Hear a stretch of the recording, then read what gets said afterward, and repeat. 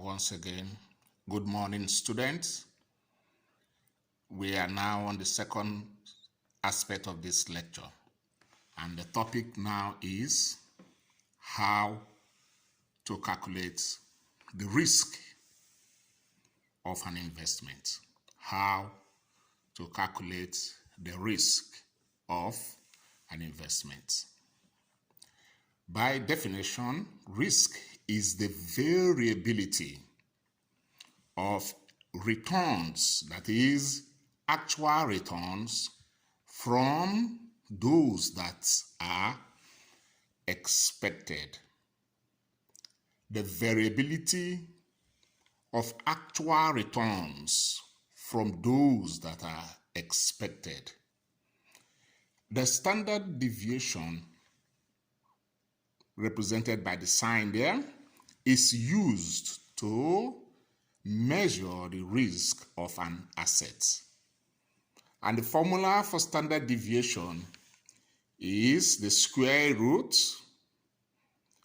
of the summation of the individual returns minus the expected returns squared, and then multiply by the probability of each of them. Where this sign is standard deviation,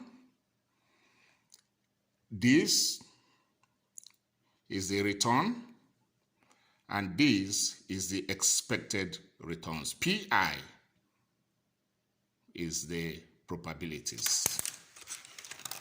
An example, using the previous example that is reproduced below, we are required to calculate the standard deviation and the variance. Now, the information before, which was reproduced below here, is the table you are seeing there. 3 columns. The first column is the state of the economy. The second column is PI for the probabilities of each of the states of the economy. And the third column there is RI, representing expected return of each of the state of economy. That is return for good, return for the average, and the return for the bad.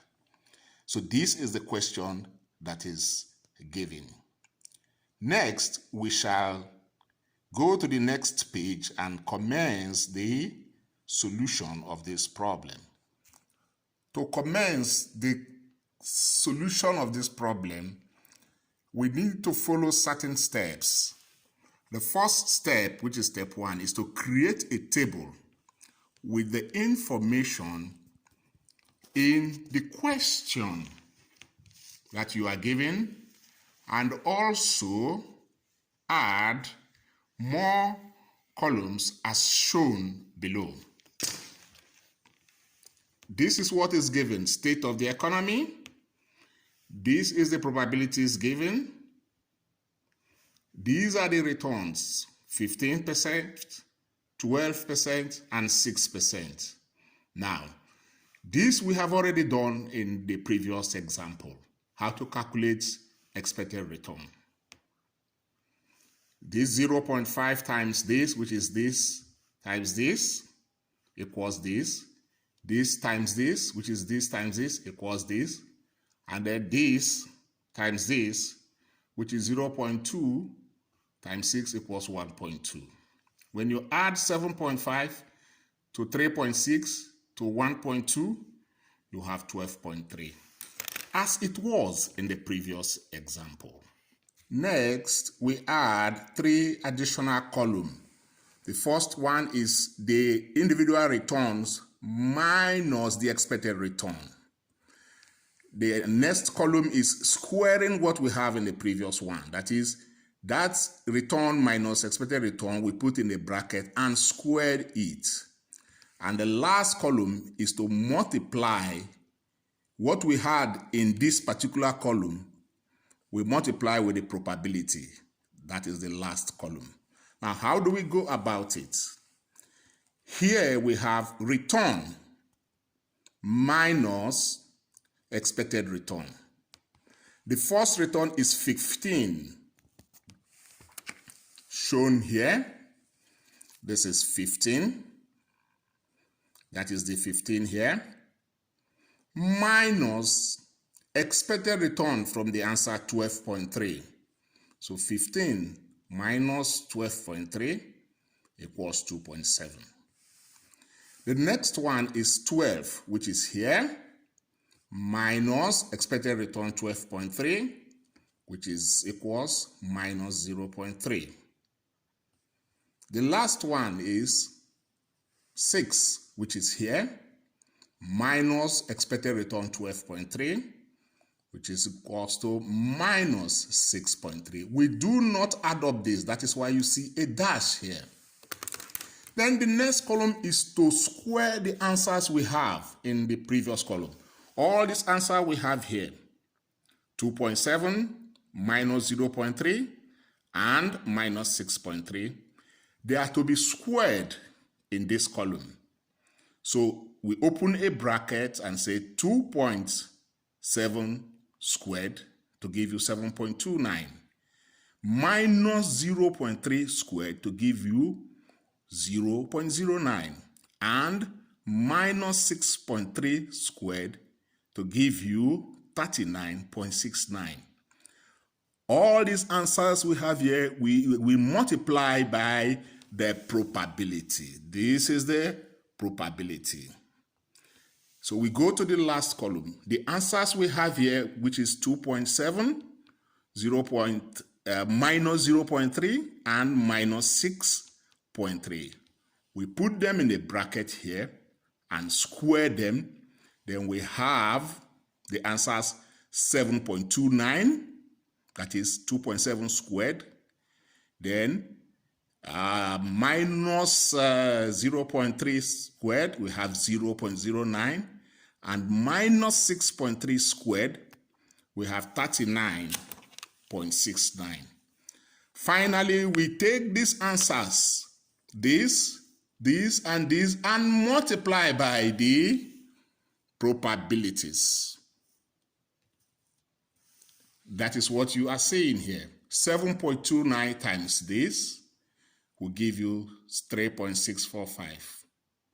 Same thing here, 0.09. Sorry, it was not written here. 0.09 multiplied by 0.3 to give you this figure, and the same thing here. When you add this plus this, you have a total of 11.61. Now, coming down, from this table, the expected return, R bar, is 12.3%. Therefore, standard deviation is, this is the formula repeated there, which we have done in the table. And the answer from the table is 11.61. We bring this 11.61 into the square roots here.